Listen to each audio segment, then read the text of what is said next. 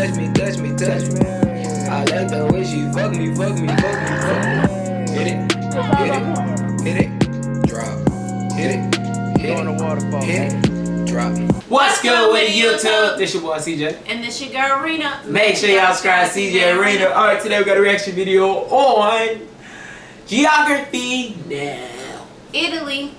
Guys, don't forget to donate about some cute going to go. I know you're ready, already ready. I'm ready. Let's get it. Well, I'm personally excited because today we cover the country where 1/4 of my heritage comes from, Italia. There is no such thing as a single type of Italian. People from Sicilia would almost need a translator to understand people in Veneto. Napoli looks incredibly different from Milano. And people from South Tyrol are like, warum sind wir hier? But for what it's worth, Italy has definitely made its mark. And today we jump in. Va bene? Cominciamo! It's time to learn geography. Hey everybody, I'm your host Barbs, derived from my last name Barbato, which translates to beard man. I'm serious. Hey, laugh all you want, but that just means I might be related to Scipio Africanus Barbatus, the guy who defeated Hannibal in, I think, the Second Punic War. So ha! I got victory in my blood! Nah, I'm probably related to some ancient guy that sold barley or something. Barley that was eaten by Scipio Africanus Barbatus who defeated Hannibal! So yes, I still got it! I basically defeated Hannibal! But where was Hannibal defeated? Let's find out in Italy, it's all about tutte le strade portano a Roma. First of all, Italy is that boot-shaped country kicking two deflated soccer balls located in Europe at the heart of the Mediterranean Sea, bordered by France, Switzerland, Austria, and Slovenia in the north, and two micro-states are completely engulfed within Italy, the Vatican City and San Marino, which is like the easiest country to sneak into. Like seriously, there's a Japanese restaurant and a sports store next to the entrance with no guards. With two, this makes Italy the country with the most other countries enclaved inside of it. South Africa was so close with Swaziland, but then Mozambique had to exist. Oh, and there was that time Reggio tried to secede from Italy back in the 70s, which almost made it 3, but that's a whole other story, just look it up. The country is divided into 20 regions with the capital Rome. 5 of the regions have special autonomous status: Sardinia, Sicily, Trentino Alto or Sud Tirol, otherwise known as South Tyrol, Aosta Valley, and Friuli Venezia Giulia. The country's largest cities are of course the capital Rome, then Milano and Napoli, with the busiest airports being Rome Leonardo da Vinci Fiumicino, Milan Malpensa, and Bergamo Caravaggio international airports. In addition to the 2 largest islands, Sicilia and Sardinia, the country owns over 350 islands off its coast. Finally, there's that land dispute with France over the summit of Mont Blanc, and a small little 2.5 kilometer long enclave in Switzerland called Campione d'Italia, which is kind of like a special spot exempt from the EU value-added tax zone, which makes sense because it has Italy's largest casino. Phew! Italy, you got some complication fanatics going on. The funny thing is, modern Italy once even tried to take a stab at colonialism in the late 19th and early 20th centuries, with areas stretching from the Balkans, Northern Africa, and the Horn of Africa, including a short kind of occupation of Ethiopia, but it didn't last that long because the Ethiopians fought back relentlessly, and to this day it's back to the boot with 2 deflated soccer balls. Guys, I'll convert metric for you, but I call it soccer, okay? The Canadians, South Africans, Australians, Kiwis, Japanese, and parts of Ireland and the Philippines and Papua New Guinea all agree with me, okay? It's not just Americans that call it soccer. Vuoi dire calcio? Okay, good luck with that. Now this is the part where I typically go down the list of notable sites found in Italy. However, the problem is there are literally too many. I'm not even joking. Italy has more heritage sites than any other country in the world at over 50. We all know about the big guys, so I'm not going to mention most of them. Instead, through my extensive research, here are some obscure, lesser known, yet equally fascinating spots worthy of noting. The dining table of Bilalante, the Bomarzo Horror Garden, Ai Piapi, a theme park made of rides that require your own kinetic energy to operate, the necropolis of Banditaccia, La Scarzuola Monastery, the free wine fountain of Camino di San Tommaso. Let that just sink in. Free wine. The relics of Jesus' apostle St. Thomas, the geothermal waterfalls of Tuscany, the sunken city of Baia, the cliffside town of Sant'Agata de Goti, the sulfuric fields of Pozzuoli, that fortress built by that crazy guy, Urbania mummies, the Giustino sword in the stone, the 9-layer maze of Villa Pisani, the road of 52 tunnels, the pyramid zone of Castello, the Incantado heads carved by a crazy guy. There's a lot of monuments made by crazy people. And of course, way too many castles, fortresses, churches, monasteries, museums, and ancient sites to list, but you get the point. Now let's blast off like a volcano, which Italy has, into the next segment, shall we?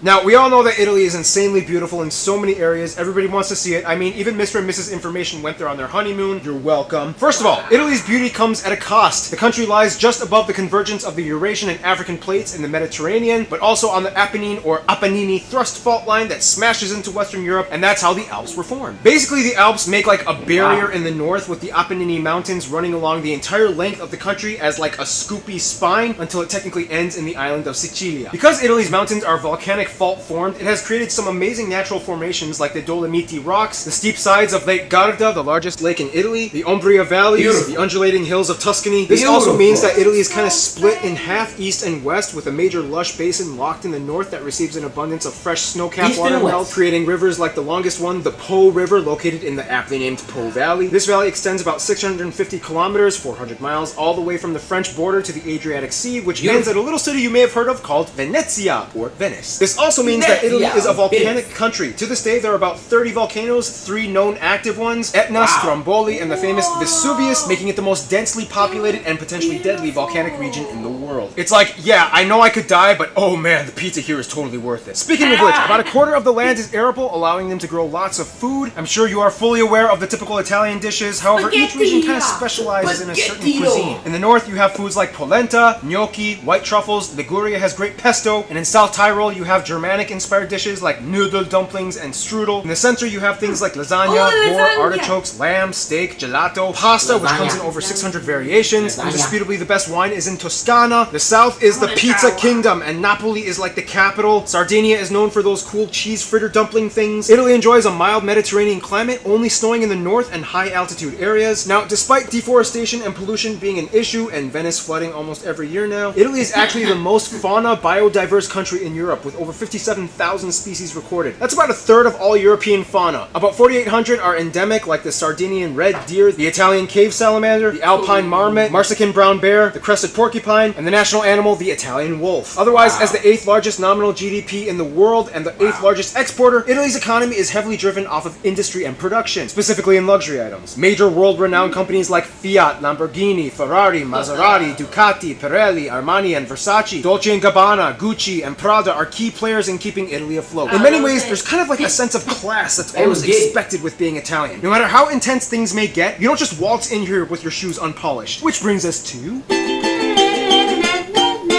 Now, being Italian, we've all heard the stereotypes: loud, passionate, hand-gesturing, bad driving, temperate, sensitive, clean freaks that never follow the rules. And as offensive as that may sound, it's kind of based off of truth. But with good reasoning. We'll explain in a bit, but first, Italy has about 61 million people in their country, and they are the 3rd most populous country in the EU after the whole Brexit thing, and the 6th in all of Europe. Getting the exact ethnic makeup in Italy is a little difficult because Italy is a lot more diverse than you would think. About 92% of the country identifies as ethnically Italian, although keep in mind that's kind of a broad term considering how many different types and shades of Italian there are, but nonetheless Italian. Whereas about 2% are Romanian, 1% North African, and the rest of the country is made up of a slew of global people groups, everything from Albanian, Eritrean, Chinese, and Ukrainians. They also use the Euro, the Type C plug outlet, and they drive on the right side of the road. Now when it comes to Italy, it basically comes down to 2 things: North and South. Southerners like to jokingly call Northerners polentoni, based off of the polenta that they eat, and likewise Northerners like to call Southerners terroni, which I actually don't even know where that's based off of. My research kind of ended there. If you know, type it in the comments. Basically, the North is like where all the financial districts and stereotypical uppity, preppy people live, whereas the South is kind of like where the rustic, tough people live. Plus, you know, the South is kind of like mafia territory. Oh, come on, everybody already knows it. You have the Costa Nostra in Sicilia, Ndrangheta in Calabria, the Camorra in Campania, and the Sacra Corona Unita in Puglia. Don't worry though, if you visit as a tourist, you should be fine. It's not much of a big deal anymore. I mean, unless you start a mob war by yourself, nothing will pretty much happen. So, no starting mob wars, okay? Got it? Aww. There are so many different dialects and subgroups, like South Tyrol mostly speaks German, kind of. Aosta Valley speaks French, sort of. No, but seriously, the standard Italian language spoken and taught today is based off of the Florentine version of Tuscan Italian, which is kind of like an intermediate between the Gallo-Romance dialects of the north and the Italo-Dalmatian dialects of the south. This all happened because prior to Italian unification, the country was split between multiple kingdoms and states, each with their own semi-Latin based language, which made communication a little bit of a challenge. For example, in standard Italian, you might say di dove sei, but in Sicilian, di unisi. In standard, ciao, come stai? Tutto bene? But in Venetian,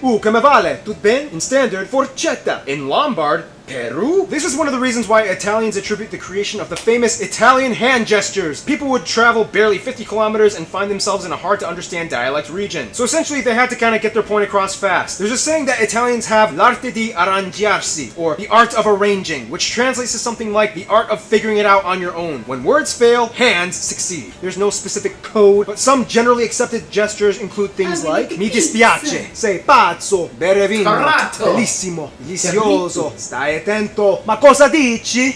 Perfecto. And Nunca vai la soy- corona. Speaking of societal background, we don't have enough time to explain the entire history of Italy, but in the quickest way I can put it, Etruscans, Romans, Christianity, ridiculous amount of separate kingdoms and feudal states, barbarian invasions, Byzantines, medieval kingdoms, Renaissance, Napoleonic invasions, Sardinia, Piedmont unifies Italy after 3 independence wars, or 4 depending on who you ask. Mass emigration to other countries begins, World War I, fascism, World War II, resistance movement, after war, economic boom, 2008 crisis, which brings us here today. Basically, the epicenter of ancient Rome was here, hence the capital being named Rome. Speaking of which, even though the Italian monarchy ended long ago, there are still 2 descendants that still exist today acting as heir apparents. The Catholic Church has played a major role in Italy even to this day. Almost every single town has at least one church. About 88% of the country identifies as Catholic, however, only a third say they are active practitioners on a weekly basis. And one of the reasons why Italy has made such a universal mark is partially because between the late 1800s and early 1900s, Italy experienced a mass emigration in which over the years around 25 million left. This is considered the largest mass migration of contemporary times. Suddenly you have new communities of Italians all over the world in places like Brazil, Argentina, the US, UK, and France. Oh wow, this video is running long and I didn't even get to talk about the deadly Calcio Florentino Game of Florence or the Santa Maria delle Grazie Snake Festival, Opera Pupi in Sicilia. So many cool things, but we gotta move on. Some notable people either from Italy or of Italian descent might include people like Cicero, Michelangelo, Leonardo da Vinci, Dante Alighieri, Niccolo Machiavelli, Donatello, Caravaggio, Galileo Galilei, Christopher Columbus, Amerigo Vespucci, Marco Polo, Niccolo Paganini, Giuseppe Garibaldi, Luigi Pirandello, Federico Fellini, Luciano Pavarotti, Andrea Bocelli, Umberto Eco, Sofia Loren, Valentino Rossi, Roberto Baggio, Monica Bellucci, Silvio Berlusconi, Enzo Ferrari, Donatello Versace, Giorgio Armani. Mainstream American artists of Italian descent might include so many stars like Frank Sinatra, Robert De Niro, Al Pacino, Sylvester Stallone, Leonardo DiCaprio, Steve Buscemi, Quentin Tarantino, Ariana Grande, Lady Gaga. Even Nicolas Cage has some Italian in him. Again, Italian people have such a strong and solid history and culture, but what does the rest of the world think of them? And what do they think about their neighbors? Well, that brings us to...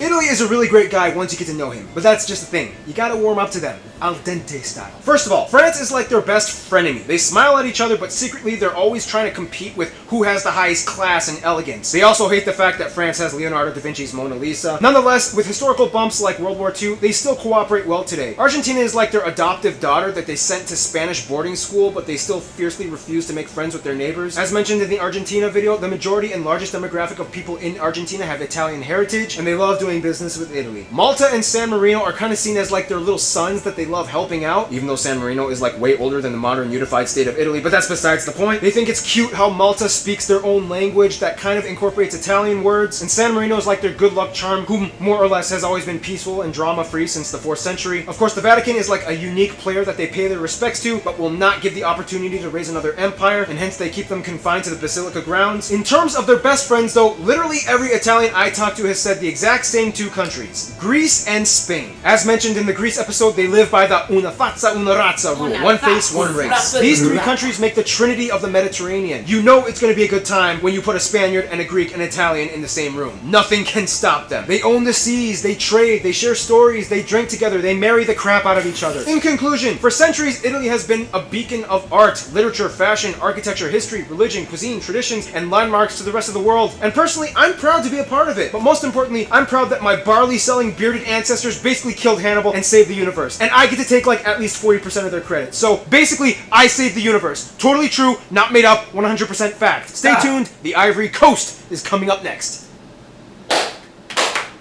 YouTube. So this Italy has a lot of different things. It's actually pretty nice there too. Some of the landmarks that he was showing looked pretty fake.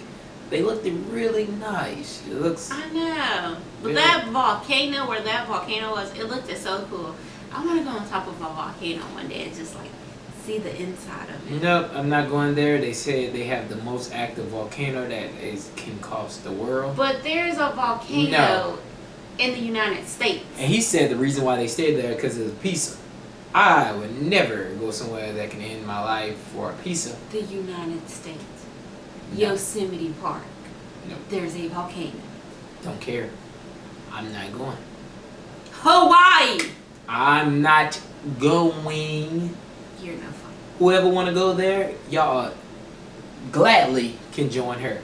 By herself, me and the baby is going to be here, chilling, watching the news of the volcano going off. Whatever. I'm gonna make sure I hit you on the phone and say, hey, how's that volcano looking? It's gonna be beautiful. Yeah, sure it is. Whatever. It sounds ridiculous. Anyways, guys, check out this video in the description below, comment below, and also donate below. And definitely comment below if y'all definitely want to go with her. Make sure you guys subscribe to CJ and RINA. And y'all still can go with her if y'all want to not see y'all anymore. But anyways, guys, peace.